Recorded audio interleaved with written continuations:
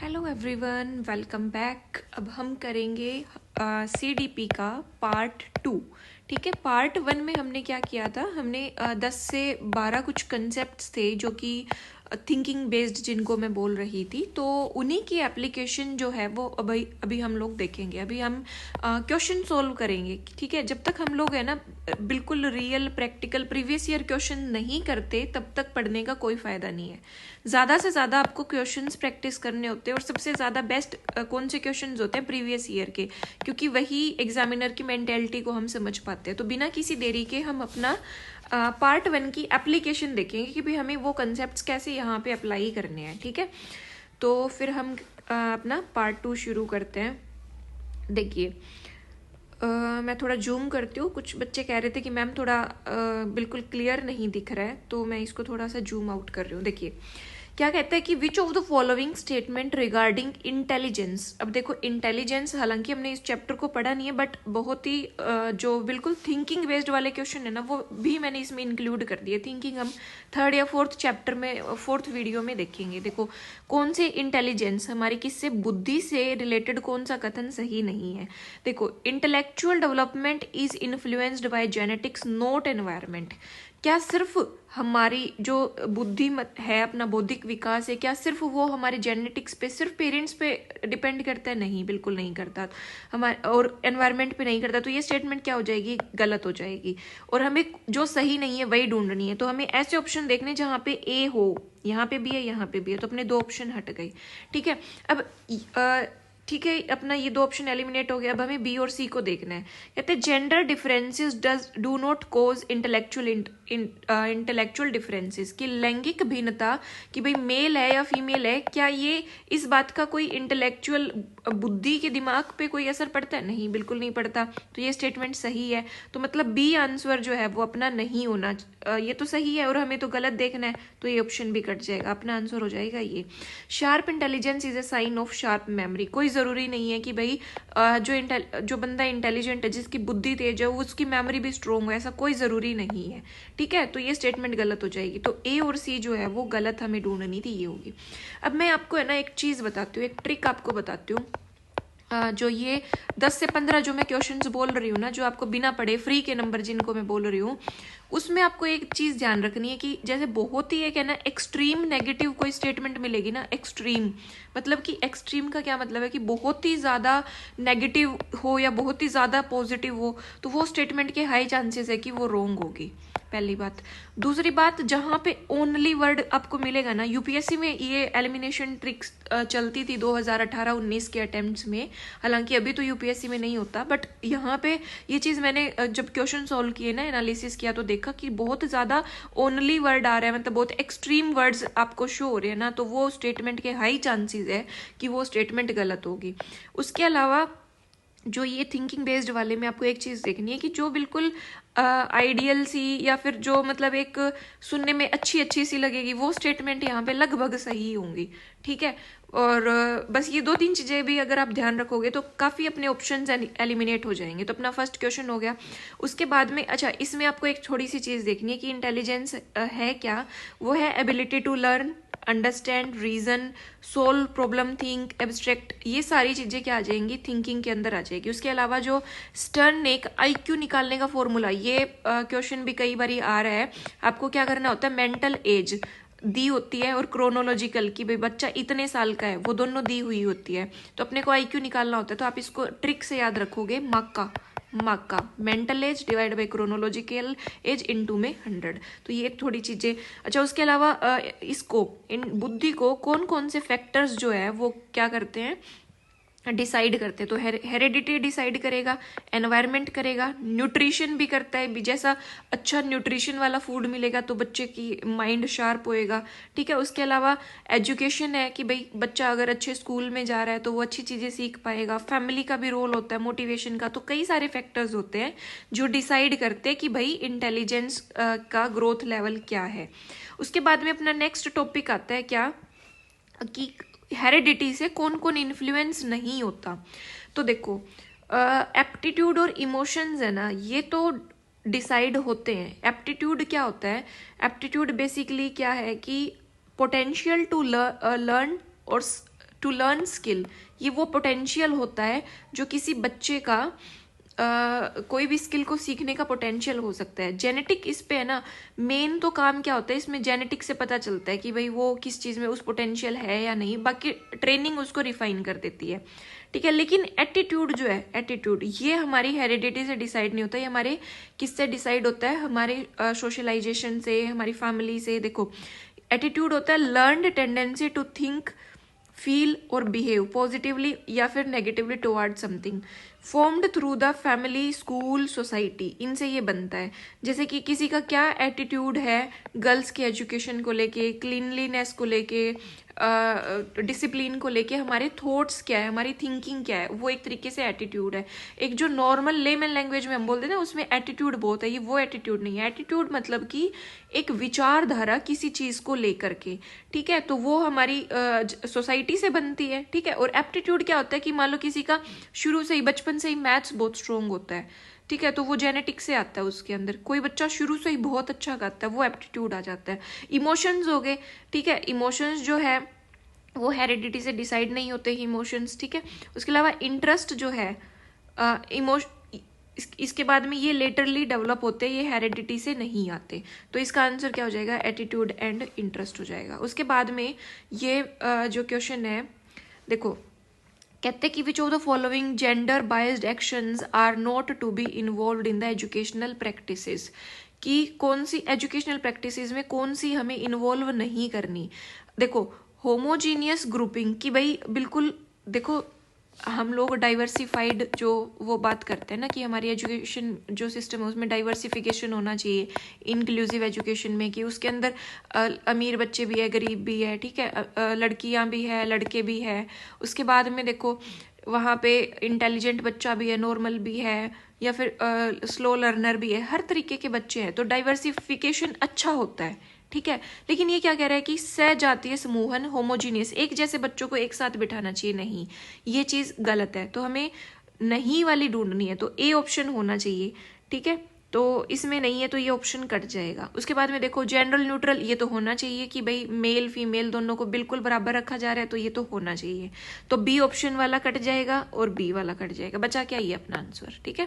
फिर भी हम आगे देखते हैं, कहते हैं स्टीरियोटाइप्ड ऑक्यूपेशन, क्या हमें एक रूढ़िवादी सोच रखनी चाहिए, नहीं, बिल्कुल नहीं रखनी चाहिए।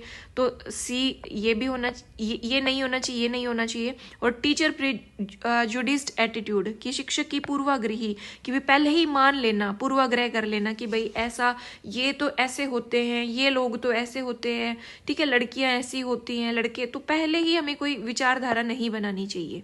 तो ये तीनों चीजें इसमें आ जाएगी। उसके बाद में नेक्स्ट क्वेश्चन है, विच of the following is not an example of development changes under acquisition of new features, कि भाई जब डेवलपमेंट हो रही होती है, ठीक है, ये कहते हैं कि कौन से नवीन लक्षणों के अधिग्रहण के अंतर्गत विकासात्मक परिवर्तन का एक उदाहरण नहीं है। तो जैसे परमानेंट टीथ आए, प्राइमरी सेक्स के कैरेक्टरिस्टिक्स आए, सेकेंडरी सेक्स कैरेक्टरिस्टिक्स आए, ठीक है, तो ये क्या है, डेवलपमेंट के चेंजेस है। बट थाइमस ग्लैंड तो हमारे अंदर होती ही है, तो ये हमारी ये ग्लैंड वाला नहीं आएगा। इसी तरीके के 2-3 क्वेश्चन आए हुए हैं, ठीक है, ये हो जाएगा। उसके बाद में which of the following is not a helpful action of teacher in promoting socialization, कि टीचर जो है वो उसको बच्चों में समाजीकरण को बढ़ावा देने के लिए कौन सा सहायक कार्य नहीं है। अब देखो इसमें शब्द से ही पता चल रहा है, व्यक्तिगत परियोजना कार्य। अगर एक बंदा, मतलब एक बच्चे को अलग से ही एक प्रोजेक्ट दे दिया, अभी तुझे ये बना के लाना है, वो किसी से इंटरेक्शन ही नहीं करेगा, तो उसमें समाजीकरण कैसे होएगा, ठीक है, तो ये नहीं करना चाहिए, सीधा पहले ही ऑप्शन से आंसर निकल गया।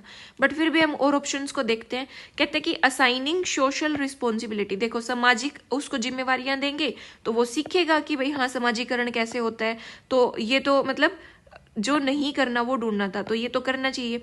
ऑर्गेनाइजिंग को करिकुलर एक्टिविटी, को करिकुलर एक्टिविटी देगा, जैसे स्पोर्ट्स हो गया, तो उसमें बच्चों के साथ में वो उठेगा बैठेगा, वैल्यूज सीखेगा, ठीक है, वो चीज़ होगी। आर्ट एंड क्राफ्ट हो गया, उसके अंदर फ्रेंड्स हो गया, पीयर ग्रुप हो गया, बहुत सारी चीज़ें सीखता है बच्चा, करिकुलर एक्टिविटी होता है। और सोशल पार्टिसिपेशन करने के लिए मोटिवेट करेंगे भी, समाज के अंदर जो है सहभागिता आप बढ़ाओ, तो वो तो भी वो समाज से सीखेगा, तो इससे वो नहीं सीखेगा, और नहीं वाला ही पूछा गया था, ठीक है। आपको है ना हमेशा जब भी आप क्वेश्चन पेपर सोल्व करोगे ना 17-18 तारीख को, तो आपको ये सर्कल सर्किल कर लेना होता है ताकि आप है ना कंफ्यूज ना हो और एग्जैक्ट आंसर निकाल सको। ठीक है, फिर ये हमारा और टॉपिक से रिलेटेड है।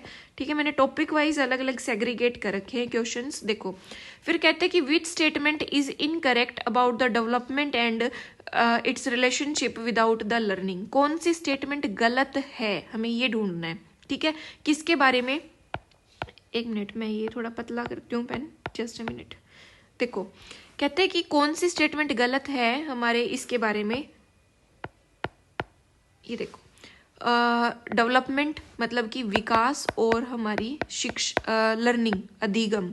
ठीक है, अधिगम और विकास के बीच में बहुत ही थिंकिंग बेस्ड है, इसमें बहुत कुछ पता होना की ज़रूरत नहीं है। देखो क्या कहता है कि deprivation of learning opportunities limits development. आप एक बात बताओ, मान लो कि लर्निंग अपॉर्चुनिटी से आप क्या समझते हो कि भी बच्चे को स्कूल मान लो मिल रहा है, नहीं मिल रहा। अगर बच्चे को स्कूल ही नहीं मिलेगा तो उसका क्या अच्छे से विकास हो पाएगा। मतलब कि अच्छा स्कूल ना मिलना क्या करता है, डेवलपमेंट को क्या करता है, रोकता है। ठीक है, ये लिमिट करता है। देखो कि भाई सीखने के अवसरों से वंचित होना विकास को सीमित करता है, ये बात तो ठीक है। ठीक है, तो और हमें तो गलत ढूंढनी है। तो अगला ऑप्शन देखो, children can not learn until they are developmentally ready to learn. कि बच्चे जब तक नहीं सीख सकते जब तक उनको मतलब कि वो सीखने पूर्ण रूप से सीखने के लिए तैयार ना हो। अब जैसे एक बात बताओ, अगर मान लो आप 2 महीने या 3 महीने या 4 महीने के बच्चे को हाथ में पेंसिल पकड़ा दो तो क्या वो सीख पाएगा, नहीं सीख पाएगा, क्योंकि वो डेवलपमेंटली प्रॉपरली अभी रेडी नहीं हुआ है, उसका फाइन मोटर कंट्रोल अभी डेवलप नहीं हुआ। तो वो जब ये डेवलप होगा तभी वो सीख पाएगा। तो ये स्टेटमेंट भी ठीक है। फिर कहता है डेवलपमेंट जो है ना वो प्रोडक्ट होता है मैचुरेशन एंड लर्निंग का, कि विकास जो परिपक्वता और सीखने का उत्पाद होता है। बिल्कुल ठीक बात है। मैचुरेशन में क्या आ जाएगा कि भाई वो बायोलॉजिकल उसकी जो ग्रोथ है, ठीक है, उससे, और लर्निंग मतलब कि वो एक्सपीरियंस, इन दोनों से मिला के डेवलपमेंट बनती है। ठीक है, बाकी हेरिडिटी एंड एनवायरनमेंट भी बोल देते हैं या फिर मैचुरेशन एंड लर्निंग भी बोल देते हैं, इन दोनों का प्रोडक्ट होता है। तो ये स्टेटमेंट भी बिल्कुल ठीक है। फिर कहते हैं despite the limits of maturation. अगर आप इसकी जो ये परिपक्वता की लिमिट्स को के बावजूद भी development can go beyond a certain point when learning is encouraged. अगर बहुत ज़्यादा सिखाया जाए, सिखाने को प्रोत्साहित किया जाए तो परिपक्वता की सीमाओं के बावजूद भी एक निश्चित बिंदु से आगे बढ़ा जा सकता है। बिल्कुल नहीं। आप एक बात बताओ कि अगर एक 2 साल का बच्चा है वो अलजेब्रा सीख सकता है, अलजेब्रा मैथ्स कर सकता है, चाहे आप उसको कितना भी सिखाओ, नहीं कर सकता वो। ठीक है, तो ये ऐसा नहीं होता है। तो ये स्टेटमेंट क्या है, गलत है। तो ये अपना आंसर हो जाएगा। ठीक है, उसके बाद में देखो, कहते हैं विच of the following statement is not correct. कौन सी सही नहीं है इंडिविजुअल डिफरेंस को लेके। इंडिविजुअल डिफरेंस में क्या ध्यान रखना है आपको, ये देखो फिजिकल भी हो सकता है कि कोई लंबा है, कोई छोटा है, कोई मोटा है, कोई पतला है। ठीक है, वो चीज़ होगी। उसके अलावा क्या है आपका, इमोशनल हो सकता है, इमोशनली कोई स्ट्रोंग है, कोई वीक है। सामाजिक रूप से कोई अच्छे से बोल रहा है, एक्सट्रोवर्ट है, कोई इंट्रोवर्ट है। ठीक है, अलग अलग तरीके से अलग अलग पैटर्न के बच्चे हैं। ठीक है, तो ये क्या कहता है कि individual difference exist in both cognitive and psychomotor domain. बिल्कुल ठीक बात है। कोग्निटिव का मतलब जहां भी कोग्निटिव या फिर ज्ञानात्मक आ रहा है मतलब वो हमारे ब्रेन से, माइंड से, थिंकिंग एबिलिटी से रिलेटेड है। कि भाई कोई बच्चा हो सकता है ब्रेन से कोई शार्प हो, कोई नॉर्मल हो, कोई डाउन हो। ठीक है, तो ये दोनों चीज ये होगी। उसके अलावा साइकोमोटर में क्रियात्मक क्षेत्र के अंदर की भी वो कितनी एक्टिविटी कर रहा है, कोई एक्टिव हो सकता है, कोई सुस्त हो सकता है। तो ठीक है, ये बात तो ठीक है। तो ये तो आंसर नहीं होगा। फिर कहता है species characteristics influence individual difference. बिल्कुल ठीक बात है। अलग अलग स्पीसीज के जो वो है प्रजातिगत जो वो है तो वो इन्फ्लुएंस तो करते ही हैं। ठीक है, तो जैसे अब मान लो कि फॉर एग्जांपल नेपाल हो गया मान लो, ठीक है, या फिर अपने सिक्किम वाला एरिया हो गया, वहाँ के जो लोग हैं उनकी हाइट में और अपने जो प्लेन के एरिया के लोग हैं उनकी हाइट में फ़र्क है। ठीक है, तो वो स्पीसीज करेक्टरिस्टिक्स में डिफरेंस आ रहा है तो ये डिफरेंस क्रिएट करता है। ठीक है, ये बात भी। फिर कहते हैं कि the cause of individual difference is the social environment not physical environment. कहते हैं कि जो कारण है ना इनका जो व्यक्तिगत भिन्नता का कारण सामाजिक वातावरण होता है, बल्कि भौतिक वातावरण नहीं होता, जो कि गलत बात है। बिल्कुल देखो, जो एक एक्सट्रीम सी की ऐसा नहीं है, सिर्फ ऐसा ही है, तो ये स्टेटमेंट हमेशा पढ़ के ही गलत लग रही है कि भाई नहीं, समाजीकरण से, एनवायरनमेंट से ही इसका मेन कारण नहीं है, भौतिक वातावरण भी है कि ठीक है, तो ये चीज हो जाएगी। उसके अलावा ये अपना आंसर इसका निकल जाएगा, सही नहीं है तो ये आंसर हो जाएगा। और एज का तो इम्पैक्ट होता ही इंडिविजुअल डिफरेंस पे, ठीक है। अपना आंसर आ गया सी कि ये स्टेटमेंट गलत है, फिजिकल एनवायरनमेंट का भी होता है। उसके बाद में अपना नेक्स्ट क्वेश्चन क्या है, विच of the following types of question is not suitable for testing students expression of feeling and logical thinking। देखो, जहां जहां पे लॉजिकल थिंकिंग आएगी, ठीक है, जहां पे क्रिएटिविटी की बात आएगी, वहां पे आपको ध्यान रखना है, वहां पे ओपन एंडेड जो क्वेश्चंस होते हैं, ओपन एंडेड कौन से होते हैं, जो डाइवर्जेंट थिंकिंग को अच्छा, यहाँ पे डाइवर्जेंट आ जाएगी, डाइवर्जेंट थिंकिंग होएगी। इसमें क्या आएगा, इसके अंदर अपने ये आ जाएंगे, जैसे कि ऐसे लिखना हो गया, या डिस्कशन टाइप में हो गया, या क्रिटिकल क्वेश्चंस हो गए, क्रिटिकल कि क्रिटिकली एग्जामाइन कि जो 1857 की क्रांति थी क्या वो सही थी, क्रिटिकली एग्जामाइन। देखो, दो तरीके के क्वेश्चन होते हैं, एक तो हो गया कि 1857 की क्रांति को एक्सप्लेन करो, एक हो गया 1857 की क्रांति में आप उसको क्रिटिकली एग्जामाइन करो कि उसमें भारतीयों का रोल क्या था क्या नहीं था, मतलब आपको सोचने पे वो मजबूर कर रहा है, ठीक है। तो ये जो जितने हैं ना, एनालिटिकल टाइप, क्रिटिकल, डिस्कशन, इसमें क्या है, कन्वर्जेंट नहीं डाइवर्जेंट थिंकिंग है, ठीक है, क्रिएटिव थिंकिंग है कि भाई बच्चा उसमें अच्छे से सोच पाता है। लेकिन एमसीक्यू टाइप में क्या है, ये क्लोज्ड एंडेड होती है। आप एक बात बताओ, आपको ये क्वेश्चन दे दिया कि भारत में पहली बारी हम लोगों ने कब विद्रोह किया था, या पहला स्वतंत्रता संग्राम का वो कब हुआ, मान लो 1850, 1857 हो गया, ठीक है। ऐसे 3-4 ऑप्शन दे दिए, क्या आप इसमें बहुत ज्यादा आपकी लॉजिकल थिंकिंग या फिर आपके एक्सप्रेशंस बाहर आते हैं? बिल्कुल नहीं आते। एमसीक्यू ऑप्शन में तो आपको टिक कर दोगे, वो क्लोज्ड एंडेड क्वेश्चन है, ठीक है। जहाँ पे कन्वर्जेंट थिंकिंग आएगी वहां पे एमसीक्यू आएंगे, और जहाँ पे खुली सोच, जहाँ पे आपका माइंड काम करे, आप अपने विचार लिखो, तो वो ये सारे हैं ऊपर वाले। तो नॉट सूटेबल कौन सा नहीं है, एमसीक्यू नहीं है, ठीक है। तो आप खुद देखो कि ये ऐसे क्वेश्चंस हैं जो आपको बहुत ज़्यादा पढ़ने की इनमें ज़रूरत ही नहीं है, और ये फ्री के नंबर है, और 10 नहीं 15 क्वेश्चंस ऐसे हैं, ठीक है। उसके बाद में देखो, कहते हैं विच of the following is not a common characteristics of deprived children. Deprived मतलब का क्या मतलब है कि भाई वंचित बालक जो है, वंचित बालक कैसे कि उसकी सामान्य विशेषता क्या नहीं है। देखो, वो इमोशनली, क्योंकि वो उन वंचित है, उनको ज़्यादा कुछ फैसिलिटीज़ नहीं मिल रही, तो वो इमोशनली क्या होंगे, वीक हो सकते हैं, ठीक है। इन्फीरियर, वो हीनता की महसूस वो कर सकते हैं, आर्थिक रूप से वो हो सकते हैं। उसके अलावा वो सोशली, सामाजिक रूप से अलाभान्वित हो सकते हैं, लेकिन वो फिजिकली चैलेंज्ड। एक बात बताओ, एक बहुत ही पुअर बच्चा अगर है तो फिजिकली वो चैलेंज्ड हो, इस बात की कोई ज़रूरी नहीं है, ठीक है। तो ये इसका आंसर हो जाएगा, ठीक है। उसके बाद में which constitutional right of children with special needs does inclusive. Constitutional कौन सा राइट, इसमें आपको थोड़ा सा ध्यान रखना है, मैं बताना चाहूंगी। जैसे कि ये रहा 86 कॉन्स्टिट्यूशनल अमेंडमेंट एक्ट आया था 2002 में, ठीक है। और उसके अंदर क्या कर दिया गया था, आर्टिकल 21 जो है अपना राइट टू, आर्टिकल 21A के अंदर, ए मतलब कि हमने कॉन्स्टिट्यूशनल अमेंडमेंट एक्ट के साथ में इसको ऐड किया है, ये एक अपना फंडामेंटल राइट है। इसके अंदर क्या कर दिया गया कि 6 से 14 की उम्र के जो बच्चे, उनको फ्री और कंपलसरी एजुकेशन मिलेगी, ठीक है। तो ये चीज़ आपको ध्यान रखनी है। तो इसमें क्या आ जाएगा, अपना राइट टू एजुकेशन आ जाएगा कि कौन सा इंक्लूसिव एजुकेशन, सभी की शिक्षा के लिए कौन सा वो इसमें आता है, ठीक है। उसके बाद में देखो, ये अपने को बाद में करना है, राइट टू एजुकेशन हो गया, कॉन्स्टिट्यूशनल राइट ये, ठीक है। उसके बाद में अपना क्या, कौन सा क्वेश्चन है, ये रहा, which strategies of learning is not appropriate for the learner of senior secondary level. अब आपको इसमें थोड़ा सा आप एड ऑन कर लोगे, जो थिंकिंग लेवल है ना आपके, मेमोरी लेवल, 3 लेवल होते हैं। देखो, ये हम यूजीसी नेट के पेपर 1 में भी पढ़ते हैं, टीचिंग वाले, टीचिंग एप्टीट्यूड में यूनिट 1 जो है उसमें भी पढ़ते हैं कि थिंकिंग 3 लेवल होते हैं ये, हम इसको मिसलेनियस वाले टॉपिक्स में भी पढ़ेंगे।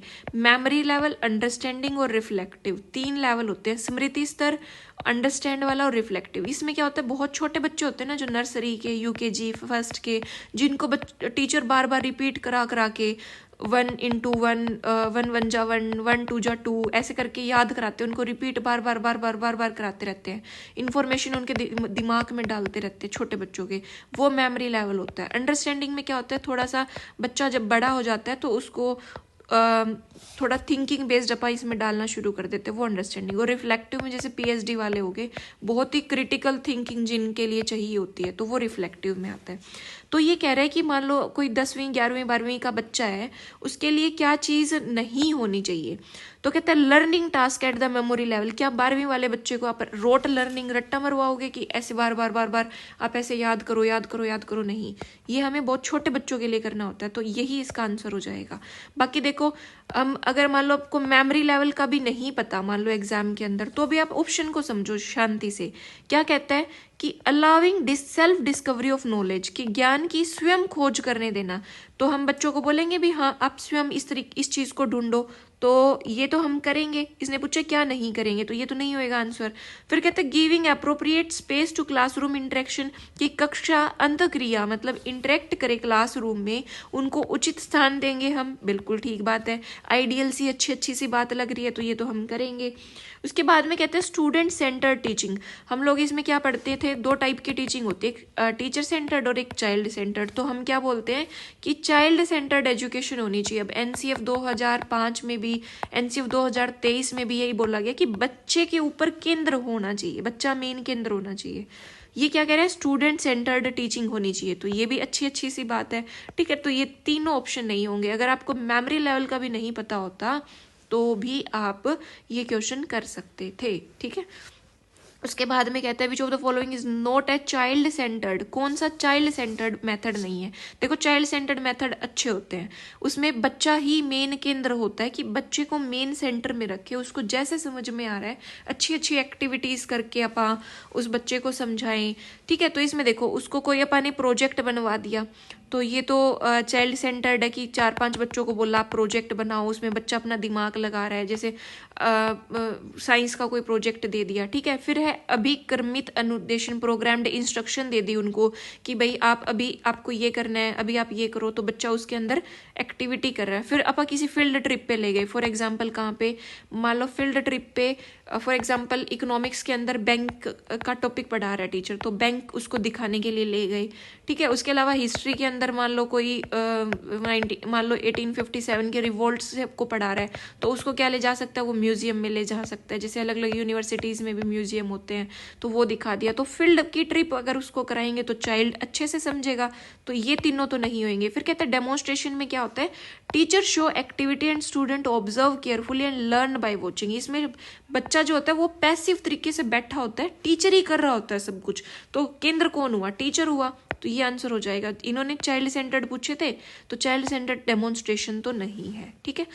उसके बाद में आता है अपना 18th क्वेश्चन। ये देखो ये सारे क्वेश्चंस थिंकिंग बेस्ड है, ये ब्लू जो मैंने मार्क कर रखे हैं ना, ये देखो इसमें आपको कुछ, और ये लेटेस्ट पेपर है 2024 वाला, 2019, 20, 21 में तो फिर भी थोड़ा सा ज़्यादा फैक्चुअल टाइप का था, ये तो बड़े ही कंसेप्ट वाले हैं, ये तो आपके बिल्कुल ही फ्री के नंबर है। कहते हैं विच of the following ways of instruction is suitable for hearing impaired children. जो सुनने में बाधित जो होते हैं ना, श्रवण बाधित बच्चों के लिए कौन सी चीज़ें सही है। कई बार हमें जैसे क्वेड स्पीच का नहीं पता, मान लो कई बार इंग्लिश में नहीं समझ में आता, या कई बार हिंदी में बिल्कुल नहीं समझ में आता, जैसे अंतःक्रिया है तो आप इंग्लिश में देख लो, दोनों रीड किया करो। जैसे सांकेतिक भाषा मतलब उसको आप साइन से समझा रहे हैं, तो ये तो ऑप्शन होगा, तो ए ये तो वैसे भी सभी में है, ठीक है। फिर कहते हैं अंगुली वर्तनी, फिंगर स्पेलिंग, फिंगर से आप ऐसे ऐसे कुछ बना के उनको बता रहे हैं, तो ये भी हो गया। फिर लिप रीडिंग हो गया। ओष्ठ पठन मतलब जो बच्चा सुन नहीं सकता वो देख तो सकता है, तो वो होठ जैसे लिपसिंग हो रही है, लिप रीडिंग है, तो वो चीज़ भी करी जा सकती है। और सांकेतिक भाषण, संकेत दे दे के जैसे आता है ना, तो वो चीज़ हो जाएगी। न्यूज़ आप कई बार देखते हैं जिसके अंदर वो चीज़ आती है, ठीक है। तो सांकेतिक, तो ये सारे ही अपने आंसर हो जाएंगे, ठीक है। इसके अलावा क्या क्या होता है, जेस्चर्स, इशारे कर करके समझाना, फेशियल एक्सप्रेशंस दे के समझाना, पीयर सपोर्ट भी ले सकता है टीचर, ठीक है। उसके अलावा विजुअल एड्स वगैरह भी दिखा के बच्चों को समझा सकता है। उसके बाद में देखो कि which of the following is not a component of progressive education. Progressive education कौन सी होती है, एक बात तो आपको ध्यान रखनी है, इसमें मेन थिंकर कौन था, जॉन ड्यूई, जिसने लर्निंग बाय डूइंग का कंसेप्ट मेन ये थे, John due, learning by doing का। तो इसमें प्रोग्रेसिव एजुकेशन शब्द से ही पता चल रहा है प्रगतिशील, जिसमें सब कुछ क्या होगा, बच्चे के लिए अच्छा अच्छा होगा, चाइल्ड सेंटर्ड होगा। Question, which of the following is not a component of progressive education, की प्रोग्रेसिव एजुकेशन में, प्रगतिशील शिक्षा में कौन सा घटक नहीं है, ठीक है। तो ये कौन सी थिंकिंग ये एजुकेशन होती है जो कि चाइल्ड सेंटर्ड हो, जिसमें प्रॉब्लम सॉल्विंग हो, experience based, experience centred education हो, एक्टिविटी बेस्ड करिकुलम हो, ठीक है, और चाइल्ड सेंटर्ड एजुकेशन ही अपना हो गया। मतलब कि बच्चा एक्टिविटी कर करके, मतलब इसमें कोई रट्टाबाजी नहीं होती प्रोग्रेसिव के अंदर, बच्चे मेन केंद्र होता है, प्रॉब्लम सॉल्विंग हो गया, इसके अंदर रीजनिंग हो गया, लाइफ रिलेटेड प्रॉब्लम्स होगी, ठीक है, ये सारी चीज़ें इसके अंदर। और इसके मेन थिंकर कौन थे, जॉन ड्यूई थे, जिन्होंने लर्निंग बाय डूइंग का कंसेप्ट दिया था, लर्निंग बाय डूइंग का, ठीक है। तो ये सारी इसमें मतलब अच्छी अच्छी सारी चीज़ें इसमें आ जाएगी। तो आप देखो कि डिस्कस करके अगर बच्चा सीखता है, विचार विमर्श करके, तो ये तो बहुत अच्छी चीज़ है, ये भी इसमें आ जाएगी। मेमोराइजेशन, स्मरण करना, याद रखना, मतलब उसके दिमाग पे जोर है कि तुझे ये चीज़ याद रखनी है, जो कि अच्छी चीज़ नहीं है, मतलब प्रोग्रेसिव एजुकेशन का ये एलिमेंट नहीं है। एक्सपेरिएंटेशन, मतलब अनुभव, एक्सपेरिमेंट करके बच्चा सीख रहा है, अच्छी चीज़ है। इंटरेक्शन, इंटरेक्ट करके सीख रहा है, ये अच्छी चीज़ है। तो मतलब जो मेरा ट्रिक मैंने जो आपको बताई थी कि जो सारी पॉजिटिव चीज़ें जो आपको लगती है वो मैक्सिमम ऑफ द टाइम इसमें सीडीपी में होती हैं, और जो आपको ऐसे लगे कि नहीं इसके अंदर कोई रट्टेबाजी है, या फिर ये किसी की वैल्यूज़ को, मान लो कोई इंडिविजुअल डिफरेंस का कोई टॉपिक है, मान लो किसी बच्चे को नीचा दिखाया जा रहा है, या किसी बच्चे पे फोकस नहीं किया जा रहा, वो चीज़ नहीं आएगी इसमें, वो स्टेटमेंट गलत होती है, ठीक है। इस तरीके से कुछ चीज़ें आपको, मतलब सिर्फ आप थोड़ा सा लॉजिक लगा के भी आप इसमें कर सकते हो। विच of the following is not a feature of continuous and comprehensive education. देखो क्या होता है कि कंटिन्यूअस और कॉम्प्रिहेंसिव में दो चीज़ें आती है, और ये क्वेश्चन है ना रिपीट हुआ है कई बारी, मैंने आगे भी क्वेश्चन करे उसमें भी था कि कॉम्प्रिहेंसिव का क्या मतलब है, एक ऐसा कुछ मीनिंग था, क्वेश्चन था। तो कॉन्टिन्यूस का मतलब होता है कि रेगुलर असेसमेंट होती है आपकी, एक जैसे यूनिट टेस्ट हो गई, एक particular period interval of time पे आपका रेगुलर असेसमेंट हो रहा है, वो है कंटिन्यूस, मतलब सतत, मतलब जो चल रहा है लगातार, ठीक है। और उसके अलावा कॉम्प्रिहेंसिव मतलब कि व्यापक का क्या मतलब होता है, इसके अंदर दो चीजें होती है, एक होती है स्कोलेस्टिक जिसको हिंदी में बोलते हैं शैक्षिक, और एक है कोस्कोलेस्टिक जो कि शैक्षिक से रिलेटेड नहीं होता। स्कोलेस्टिक में क्या आ जाएगा, करिकुलर एक्टिविटी अपनी, जैसे कि आर्ट एंड क्राफ्ट हो गया, योगा हो गया, ठीक है, अपनी वैल्यूज से रिलेटेड कुछ हो गया, आर्ट स्पोर्ट्स हो गया, ठीक है, ये सारी चीज़ें इसके अंदर आती है। तो इसमें कौन सा मतलब, देखो रेगुलर असेसमेंट होना ये तो है, रेगुलर यूनिट टेस्ट लेना ये भी है, डायग्नोज करना लर्निंग गैप्स को, सीखने की कमियों का निदान करना ये भी है। लेकिन देखो मैंने बोला था आपको, जहां ओनली स्टेटमेंट मिलेगी ना, हाई चांसेस है कि वो स्टेटमेंट गलत होगी। मेजरिंग ओनली स्कोलेस्टिक अचीवमेंट, तो ये स्टेटमेंट गलत हो गई। इसमें स्कोलेस्टिक नहीं, बोथ आता है, स्कोलेस्टिक एंड कोस्कोलेस्टिक, ठीक है। उसके अलावा अपना नेक्स्ट क्वेश्चन है, विच of the following is not an environmental factor affecting teaching learning. Environment का, वातावरण का कौन सा वो नहीं है। अब देखो learning material, physical condition, recreational facility, ये सारी बाहर की वातावरण के कारण है, लेकिन मैच्योरेशन जो है ये मैंने आपको पहले भी बताया था, ये बायोलॉजिकल जेनेटिक से रिलेटेड वो सारे फैक्टर्स आ जाएंगे। उसके अलावा कहते हैं कौन सा इनक्लूसिव एजुकेशन का करेक्टरिस्टिक्स नहीं है। देखो कहते हैं it supports special educational needs, यह विशिष्ट शैक्षिक आवश्यकताओं का समर्थन करती है, ठीक है। इट सेलिब्रेट डाइवर्सिटी, ये देखो कि जो अलग अलग बच्चे हैं ना उसको ये उत्सव की तरह मनाती है, मतलब सबको अच्छे से पॉजिटिवली लेती है। अलग अलग तरह के लोग हैं, बच्चे हैं क्लास में, ठीक है, कोई अमीर, कोई गरीब, कोई मोटा, कोई पतला, कोई इंटेलिजेंट, कोई स्लो लर्नर, अलग अलग तरह के बच्चे हैं। तो क्या होएगा कि ये इसको सेलिब्रेट करेगा, तो ये अच्छी चीज़ है, ठीक है, तो ये भी नहीं होएगा। दिस इंश्योर्स द पार्टिसिपेशन, देखो सबको ये क्या कर रहा है, पेरेंट्स सबको एक साथ लेके चल रहा है, ये भी अच्छी सी चीज़ है, तो ये भी नहीं होएगा। इट इज लिमिटेड, देखो एक नेगेटिव टर्म आ गई कि to the special education of disabled, कि ये सिर्फ ही अशक्त बच्चों की विशिष्ट शिक्षा तक सीमित रहती है, तो ये स्टेटमेंट क्या हो जाएगी, गलत। इंक्लूसिव एजुकेशन का मतलब होता है कि आप एक ही कक्षा के अंदर, एक ही विद्यालय के अंदर सभी तरह के बच्चों को एक साथ पढ़ाओगे, चाहे वो डिसेबल्ड स्टूडेंट्स हैं, चाहे वो किसी भी तरह के बच्चे हैं, आप उनको एक साथ पढ़ाओगे, मूल धारा में उनको लेके आओगे, ठीक है, मेन स्ट्रीम में लेके आओगे, एक साथ पढ़ाओगे, ताकि बच्चे में हीन भावना ना आए। इंक्लूसिव एजुकेशन का मतलब ये, तो ये स्टेटमेंट गलत नहीं हो जाएगी। और इसमें पूछा था नोट करेक्टरिस्टिक्स, तो ये करेक्टरिस्टिक्स नहीं है, ठीक है, ये बात ध्यान में। उसके बाद में हमारा नेक्स्ट क्वेश्चन कहते कि कौन सा टेस्ट जो है ना वो टीचर द्वारा लिया जाता है क्रिएटिव चिल्ड्रन को आइडेंटिफाई करने के लिए। सृजनशील बच्चों की पहचान हेतु शिक्षक द्वारा कौन से परीक्षण प्रशासित किए जा सकते हैं। तो देखो फिगर कंस्ट्रक्शन, अब क्रिएटिविटी है तो बच्चा कल्पना करेगा, तो कहते हैं फिगर कंस्ट्रक्ट, कोई फिगर बनानी है तो ये तो होएगा, तो ए जहां जहां है वो हो जाएगा, तो ए यहाँ नहीं है, तो ये ऑप्शन हट गया। फिर कहता है प्रोडक्ट इम्प्रूवमेंट, उत्पाद उन्नयन, मतलब प्रोडक्ट, कोई प्रोडक्ट दे दिया उसको आप और कैसे बेटर कर सकते हैं, तो बच्चे की थिंकिंग लग रही है, अच्छा यहाँ पे ये चेंज कर दो, ये कर दो, तो बी होना चाहिए। बी कहाँ पे नहीं है, यहाँ नहीं, ये ऑप्शन भी हट गया। क्या बचे, ये बच गए, यहाँ पे ए बी है, डी ऑटोमेटिकली आ रहा है। पिक्चर कंप्लीशन, मतलब कोई पिक्चर हाफ दे दी उसको कंप्लीट करना है, तो बच्चे की थिंकिंग लग रही है, ये भी होगा। तो यूजुअल यूजेस टेस्ट, जो नॉर्मल टेस्ट होते हैं, तो वो नहीं आएगा, नॉर्मल टेस्ट में कोई क्रिएटिविटी बच्चे की नहीं लगती, तो सी ऑप्शन हट जाएगा, ठीक है, तो ये अपना आंसर हो जाएगा, ये हट गया, ठीक है।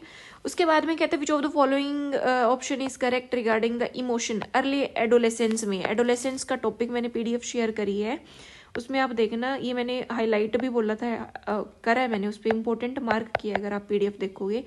इसमें बच्चों के जो एडोलेसेंस, जो 12 से 18 की जो उम्र होती है, इसके अंदर बच्चों के एक तो इमोशन जो है ना कंट्रोल नहीं होते, ठीक है, अनकंट्रोल्ड होते हैं। ये तो कंट्रोल्ड तो नहीं, जब वो मेच्योर हो जाता है, अडल्ट हो जाता है, तब उसके इमोशन कंट्रोल होते हैं, तो ये ऑप्शन तो बिल्कुल ही नहीं होएगा। और रेशनल, समझदारी वाले नहीं, एडोलेसेंस में तो उनको लगता है कि हम पता नहीं कौन से चांद तारों, कौन सी दुनिया में जी रहे, तो रेशनल नहीं होता, तो ये दो ऑप्शन तो हट गए। अनकंट्रोल्ड ये दोनों होगा। फिर रेशनल और इरेशनल नहीं, रेशनल मतलब कि लॉजिकल, रेशनल का मतलब होता है लॉजिकल थिंकिंग, युक्ति संगत, ठीक है, तो ये भी नहीं होगा। एडोलेसेंस में तो ये लगता है कि हम तो धरती पे है ही नहीं, दुनिया में उड़ रहे हैं हम, तो पाँव टिकते ही नहीं है इस एज में, तो ये आ जाएगा इरेशनल, ठीक है। उसके बाद में अपना नेक्स्ट क्वेश्चन है विच of the following should not be a need of children with impairment from the point of view of inclusive education. कहता है कि कौन सा पॉइंट नहीं होना चाहिए एक चिल्ड्रन का जो कि इम्पेयरमेंट, मतलब उसमें कोई ना कोई उसको फिजिकल कुछ प्रॉब्लम है, तो इंक्लूसिव एजुकेशन में क्या नहीं होना चाहिए। ये बोलता है कि need for coping with one's impairment, कि स्वयं की निशक्तता से निपटने की आवश्यकता, कि भाई खुद की जो निशक्तता है या कुछ इशू है उससे निपटना चाहिए, उस कमी से उसको बेटर करना चाहिए, हाँ ये तो ठीक है।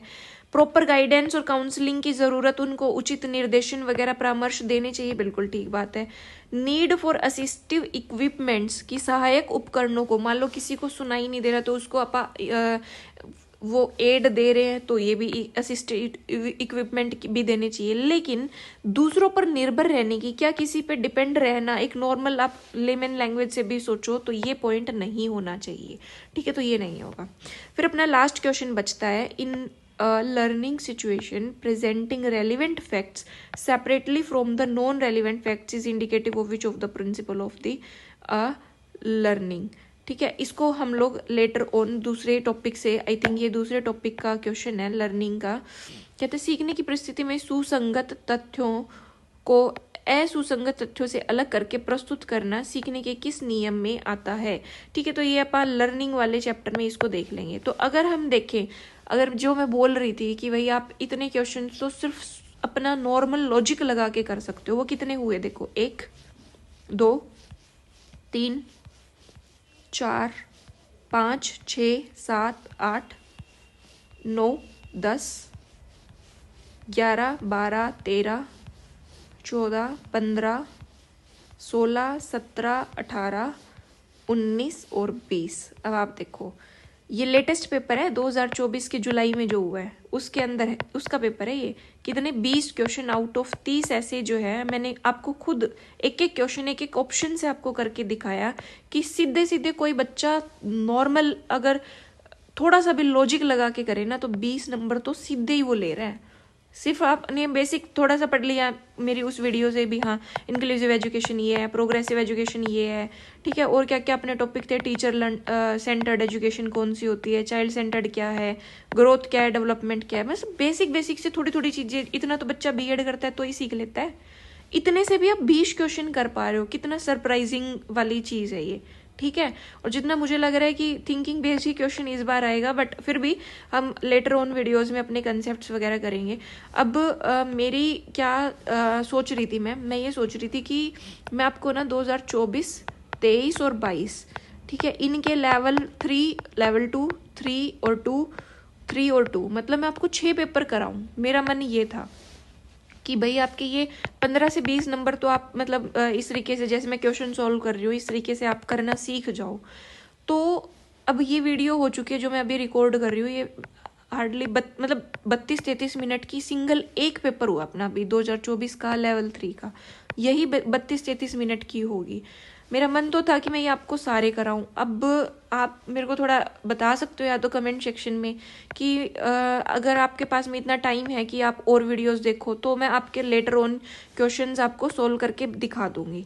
अदरवाइज मैंने क्या कर रखा है, ये सारे है ना मैंने मतलब रेडी कर रखे थे ये, जैसे मैंने यहाँ पे कुछ याद रखना है तो वो मैंने जैसे ऐड किया है, ऐसे मैंने इन 6 के 6 पेपर का सोल्व करके और पॉइंट्स ऐड कर रखे हैं। तो आप क्या कर सकते हो, अगर कोई बच्चा वीडियो आप वैसे तो मेरे को कमेंट सेक्शन में बता देना कि आप वीडियो देखना चाहते हो क्या, ठीक है, क्योंकि फिर ज़्यादा वीडियो बन जाएगी, 5 वीडियो तो 6 वीडियो तो इन्हीं की हो जाएगी। और मैं सोच रही थी कि आपको 7-8 वीडियो में तो सारा ही सीडीपी का करा दूँ। तो एक ऑप्शन तो ये कि आप बोलो कि नहीं मैम वीडियोस की कोई दिक्कत नहीं है, आप बना दो हम देख लेंगे, एक ऑप्शन तो अपने पास ये है। दूसरा ऑप्शन क्या है कि मैं पीडीएफ एक टेलीग्राम चैनल क्रिएट कर रही हूँ अभी, उस टेलीग्राम चैनल पे मैं ये पीडीएफ आपको सेंड कर दूंगी और आप खुद से उनको करके देख लो। और आंसर मार्क मैंने कर रखा है और पॉइंट्स मैंने इस तरीके से ऐड कर ही रखे हैं, तो वो आप खुद भी इनकी प्रैक्टिस कर सकते हो कि आप सीख तो गई। अभी 20 क्वेश्चन मैंने आपको करके दिखा दिया, आप सीख तो गए हो कि भी हाँ ऐसे ऐसे अपने को करना है। तो ये 2 ऑप्शन है, आप कमेंट सेक्शन में बता दो, जैसे आपको कंफर्टेबल लगेगा I will adjust according to that thing. I hope आपको वीडियो पसंद आई होगी। अगर आप कोई रिकमेंडेशन देना चाहते हैं तो आप कमेंट सेक्शन में दे सकते हैं। Good luck for your HTET और बाकी जो सब्जेक्ट्स है वो आप पढ़ते रहें। अभी के टाइम पे अगर मैं आपको बोलूँ कि आप किस चीज़ पे फोकस करो, आप करो सीडीपी पे फोकस, आप फोकस करो इंग्लिश की पेडागोजी पे, 5 नंबर की आएगी, ठीक है, बाकी 10 का पैसे जाएगा। आप करो रीजनिंग पे फोकस, ठीक है, और आप करो अपने सब्जेक्ट पे फोकस। इन्हीं चीज़ों पे आप फोकस करो अभी। क्यों? क्योंकि देखो सीडीपी में आप मान लो यहाँ पे 27 नंबर ले लिए, यहाँ पे 15 में से आपने 12 से 13 नंबर आप आराम से बड़ी इजीली ले सकते हो। फिर रीजनिंग में आप 8-9 में से मान लो 8 नंबर आराम से ले लोगे। और फिर सब्जेक्ट में एक नॉर्मल बच्चा 40 नंबर इजीली ले सकता है। कितने हो गए? 12 और 8 हो गए 20, 20 और ये हो गए 60, और 60 और 27 कितने हो गए? 7 और 8, मतलब 90 में से 87 नंबर सिर्फ आप इन्हीं से ले सकते हो। फिर आप हिंदी में देखो, हिंदी थोड़ी टिपिकल आ रही है बट फिर भी, और बच गया अपनी हरियाणा जी के, और क्या बच गया? हिंदी, हरियाणा जी के और मैथ। क्या आप थोड़ा बहुत 2-2, 3-3 नंबर, 4-4, 5-5 नंबर भी लेके, मतलब इतना भी लेके आप मतलब 100 तक तो आराम से पहुंच जाओगे। तो फोकस किधर करो? सीडीपी, इंग्लिश, रीजनिंग और सब्जेक्ट पे। इंग्लिश की पेडागोजी के 5 ही टॉपिक, मतलब 5 ही नंबर की है और थोड़ी सी है इसकी सीडीपी। मैं कोशिश करूंगी आपको कराने की, सॉरी इसकी इंग्लिश पेडागोजी, बट आप इन पे फोकस करो। 87 नंबर आप यहीं से ले लोगे, ठीक है। तो सीडीपी की तो आप टेंशन ना लो, मैं पूरी कोशिश करूंगी कि आपके सीडीपी के 27 नंबर ले आऊं। बाकी रीजनिंग के लिए आप क्या करो? प्रीवियस ईयर सोल्व करो, वहीं से बस प्रीवियस ईयर कर लो, 5-7 साल के बहुत है। सब्जेक्ट अपना अपने हिसाब से कर लो, और इंग्लिश की सीडीपी की कोई भी वीडियो देख लो यूट्यूब से, किसी की भी, वहां से हो जाएगा। और यहीं से आप देखो इतने नंबर ले लोगे, ठीक है, कोई अभी भी आप कर सकते हो। अगर मुझे ऐसा लगता है अब भी कोई शुरू करे ना इस टाइम पे, तो भी आप इजीली एचटेट निकाल सकते हो इजीली। बस आप शिद्दत से करते रहो, कोई दिक्कत आए तो आप बता सकते हो। बाकी थैंक यू।